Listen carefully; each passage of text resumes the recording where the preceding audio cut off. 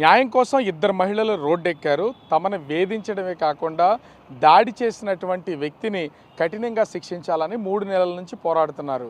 Police స్టేషన్లో case పెట్టినా దాడి చేసినటువంటి వ్యక్తికి అనుకూలంగా పోలీసులు మారిపోయి తమకి ఎలాంటి న్యాయం జరగలేదు. అటు పోలీస్ స్టేషన్లో కేసు పెట్టినా సిపికి ఫిర్యాదు చేసినా కూడా ఏ విధమైనటువంటి న్యాయం జరగకపోవడంతో మీడియా అయినా కనీసం తమకు న్యాయం చేయాలని రోడ్డెక్కినటువంటి పరిస్థితి ఉంది. ప్రస్తుతం అసలు ఏం జరిగింది ఏంటనేది బాధితులు మనతో ఉన్నారు. అసలు ఎందుకు మీరు ఇలా రావడం అయితే జరిగింది, అసలు మీకు జరిగిన అన్యాయం ఏంటి, పోలీసులకి కేసు పెట్టినా తర్వాత సిపికి ఫిర్యాదు చేసినా కూడా మీకు న్యాయం ఎందుకు జరగలేదు, అసలు ఏం జరిగింది? నా పేరు రోజా అండి. నా పేరు రోజా అయితే మా కులం ఎస్టీ. మా కులం వృత్తి ప్రకారంగా మేము గత 10 సంవత్సరాల నుంచి కూడా మదీనాబాద్లో మేము ఉంటాం సార్. ఉంటే మేము మా కులం వృత్తి ప్రకారంగా మేము ఫ్రిడ్జ్ కవర్లు, ప్లాస్టిక్ ఐటమ్స్ సామాన్లు మేము అమ్ముతాము. ఈ తరచుగా మేము ప్రతిరోజు కూడా వైజాగ్ నుంచి గాజువాక వరకు ప్రతిరోజు ప్రయాణం చేస్తాం సార్. మేము ఈ మయంలో ప్రసాద్ అనే వ్యక్తి నన్ను బూతులు ఆడుతూ అసహ్యకరమైన మాటలతో వస్తావంటూ నన్ను డైలీ ఎదించేవాడు. నేను తిట్టేదాన్ని.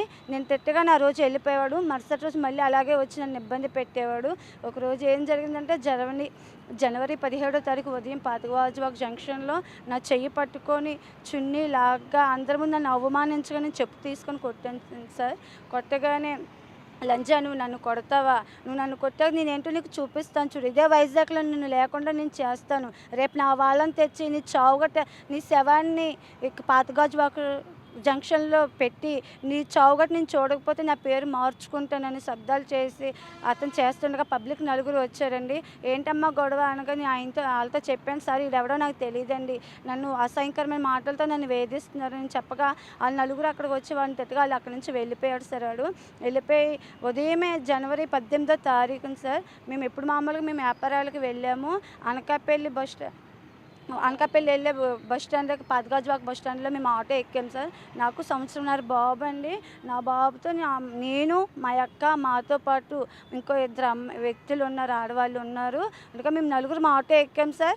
ఆ నలుగురు మా ఆటో ఎక్కగానే వాళ్ళు వచ్చి నా ఒళ్ళో బాబు ఉన్నాడని సంవత్సరంన్నర బాబు, నా బాబుని లాగి కిందకి ఇసిరేసారు. నా బాబు నిజంగా ఆ గొడవలో చనిపోయాడని అనుకున్నాను సార్. నాకు అసలు బాబు ముఖం చూస్తానని నేను అనుకోలేదు. ఎందుకంటే ఆ బాబు అంతా జనంలో ఏమైపోయారు, ఎవరు తొక్కేస్తారని ఆ డిప్రెషన్లోకి నేను వెళ్ళిపోగా ఆటో డ్రైవర్ పాపం దేవుళ్ళ ఆటో డ్రైవర్లు తీస్తారని నా బాబుని. నాకు మాత్రం కళ్ళల్లో కారాలు కొట్టి ఎటు వెళ్ళకుండా అందరూ కూడా నా జుట్టు పట్టుకుని ఆటో నుంచి కిందకి వీడ్చి చాకుతో నా తలపై కొట్టి పొడిసారు సార్. పొడిసి కూడా రక్తాలు కారుతున్నప్పుడు కూడా మమ్మల్ని వదలలేదు సార్. నేను చేతిలో ఉన్నటువంటి ఫొటోస్ ఏంటి అసలు? నా ఒంటి మీద బట్టలు మొగోళ్ళు చింపేస్తారు. జొక్కులు వెంకటేశ్, జొక్కుల ప్రసాదు, జొక్కుల రాజేష్ అండి. వీళ్ళంతా కూడా నా ఒంటి మీద బట్టలు చించారు. నా ఛాతి మీద చెయ్యేసి కూడా జాకెట్ చింపారండి. జుట్టు పట్టుకొని రోడ్డు మీద వీడ్స్ కూడా ఆడాలని కూడా చూడకుండా మీడియా ముందు చెప్పుకోలేకపోతున్నాను సార్. కానీ కొట్టరాని చోట్ల కొట్టి తాకరాని చోట్ల కూడా మమ్మల్ని కొట్టారండి.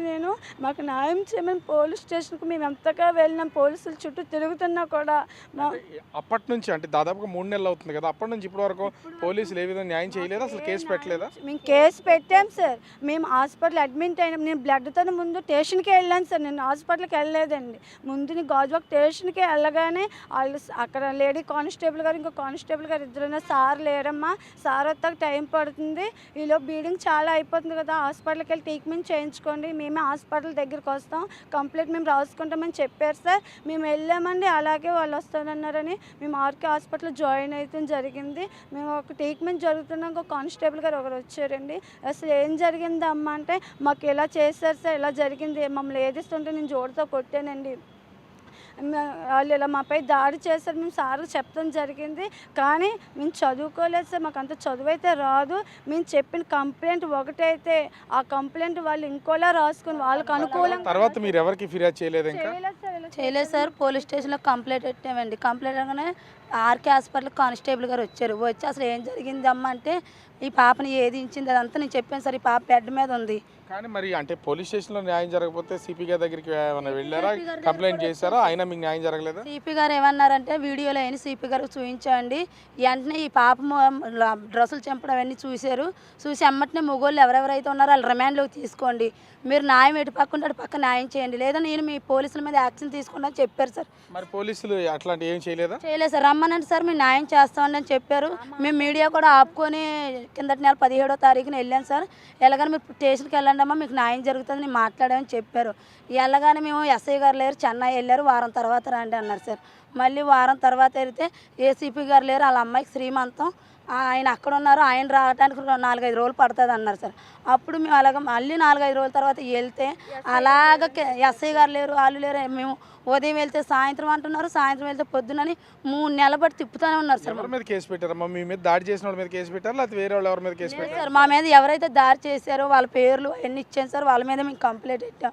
ఎట్టగాని మేము ఇచ్చిన కంప్లైంట్ వాళ్ళకి అనుకూలంగా పోలీసులు వాళ్ళ దగ్గర లంచాలు తినేసేసుకొని వాళ్ళకు అనుకూలంగా కంప్లైంట్లు రాసి మేము హాస్పిటల్లో ఉండగానే వాళ్ళకి స్టేషన్ వెళ్ళిచ్చి పంపించేశారు సార్.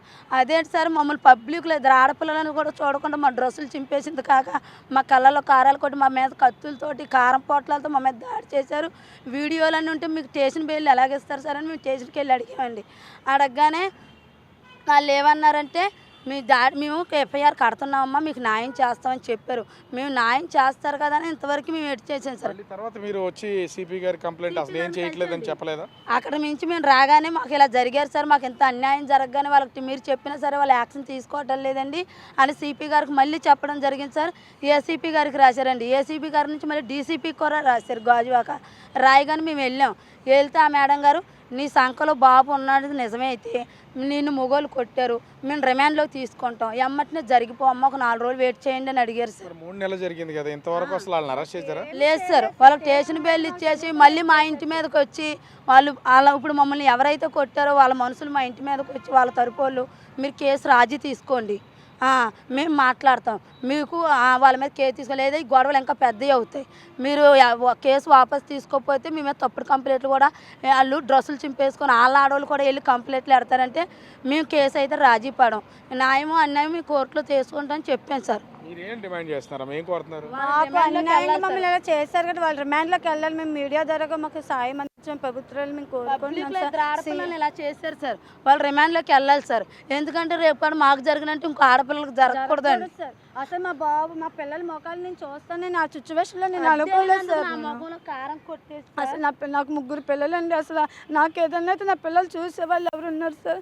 మాకు పెద్ద ఉద్యోగస్తుమేం కాదు సార్, మేము బయటకు వెళ్తే కానీ ఇల్లు గడుపుకునే వాళ్ళం సార్. అలాంటిది మరి నా పిల్లలకి ఏదైనా అయితే నా పిల్లలకి బాధ్యతలు ఎవరు? ఇప్పుడు వాళ్ళకి సపోర్ట్ చేసి పోలీసులు నా పిల్లలకి తల్లిని తెచ్చి ఇచ్చేవాళ్ళ, లేకపోతే మాకైనా న్యాయం చేసేవాళ్ళు. మాకు ఇంత దారుణం చేసినప్పుడు కూడా మాకు ఎటువంటి న్యాయం చేయలేదండి. రోడ్డు మీద ఇద్దరు మహిళల మీద దాడి చేసి కళ్ళల్లో కారం కొట్టి అంటే వాళ్ళ మీద తలకి మీద దెబ్బలు తగిలినా రక్తం కారుతున్నా కూడా కనీసం పోలీసులు స్పందించలేదు. ముఖ్యంగా ఎవరైతే నిందితులుగా ఉన్నారో, ఎవరైతే దాడి చేశారో వాళ్ళకే సపోర్ట్గా ఉన్నారు తప్ప మాకు ఏ విధమైన న్యాయం జరగలే.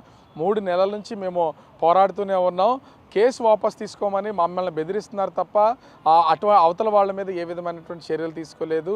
ఖచ్చితంగా ఈ కేసు కోసం మేము చదువుకోలేదు, అయినా కూడా ఈ కేసు కోసం పోరాడతాం, మాకు న్యాయం జరిగే వరకు మా పోరాటం ఆగదని ఇద్దరు మహిళలు చెప్తున్నటువంటి పరిస్థితి ఉంది. సిపికి వచ్చి మొరపెట్టుకున్నా కూడా పోలీస్ స్టేషన్లో న్యాయం జరగకపోతే మేము ఎవరికి చెప్పుకోవాలి? 2 సార్లు సిపికి వచ్చి మేము మా బాధను చెప్పుకున్నాం, ఇప్పటికీ పోలీస్ స్టేషన్లో మాకు అన్యాయమే జరుగుతుంది. ఖచ్చితంగా పోలీసులు మాకు న్యాయం చేయాలని ఇద్దరు మహిళలు కోరుతున్నటువంటిది కనిపిస్తోంది. కెమెరామెన్ రాముతో రాజు, బిగ్ టీవీ, విశాఖపట్నం.